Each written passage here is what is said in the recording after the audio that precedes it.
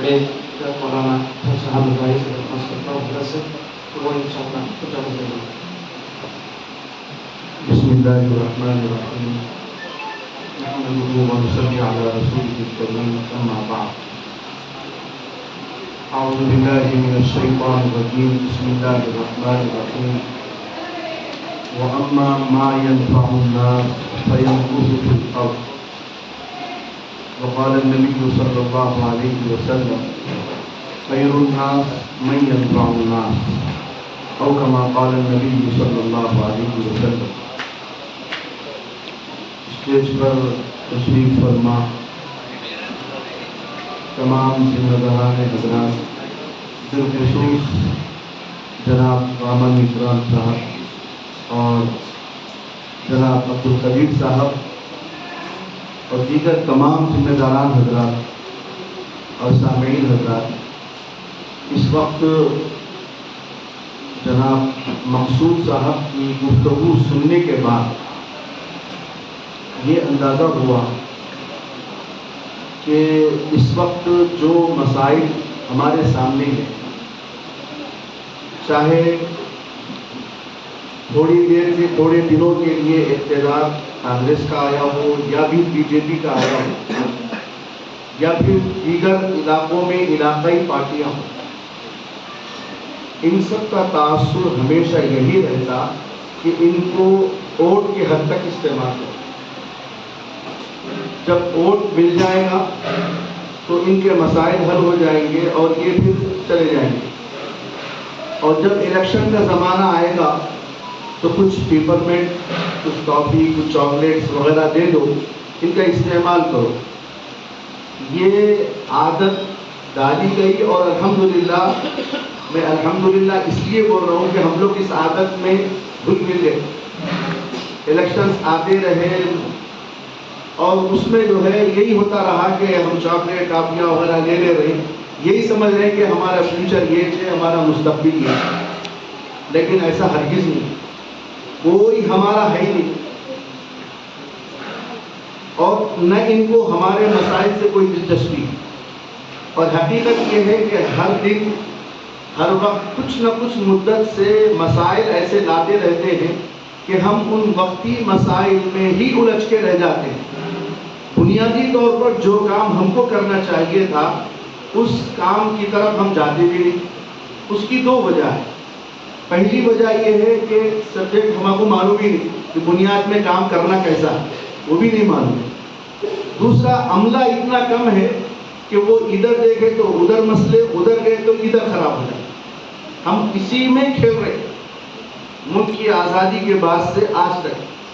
تو ہمارے بڑے یہ کہا کرتے تھے اور اب بھی کہہ رہے کہ ملک کی آزادی کے لیے ایک لڑائی لڑے۔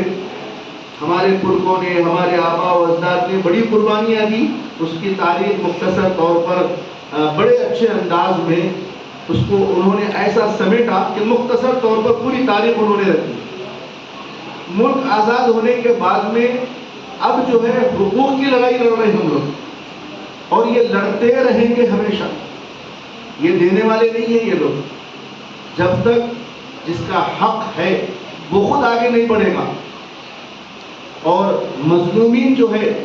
چاہے ان کا کسی بھی مذہب سے تعلق کیوں نہ ہو، مظلوم آپس میں جب تک متحد نہیں ہوں گے تو ظالم سے مقابلہ نہیں کر سکتے۔ اس کی مثال ہمارے سامنے آزادی کے وقت میں ہے۔ حضرت شیخ الہند رحمۃ اللہ علیہ نے مالٹا سے واپسی کے بعد میں جب دیکھا کہ جب تک ہم ان سب کو لے کر کام نہیں کریں گے ملک آزاد نہیں ہوگا، تو اس وقت جب سب کو ساتھ دیا گیا، میں نے کتاب میں پڑھا کہ بابو جگجیون رام جو بہت بڑے مجاہد آزادی اور بہت بڑے لیڈر تھے، انہوں نے خود یہ لکھا کہ مجھے آزادی کا تصور بھی نہیں تھا کہ ہم غلامی کی زندگی مر جائیں گے، لیکن جب سب مل کر نے قربانی دی تو ملک آزاد ہوا۔ اور آج بھی یہی کیفیت ہے کہ مسائل میں ہم کو بانٹا گیا اور ہم اسی میں الجھ کر رہ گئے۔ بالخصوص راشٹریہ مسلم مورچہ اور بام صاحب کے جو نظریات ہیں، اگر اس نظریے کو، ان نظریات کو ہم بالکل بہت سوچ سمجھ کر لیں گے اور اس کو جو ہے ہم روز اس کی جو ہے نشر و اشاعت کریں گے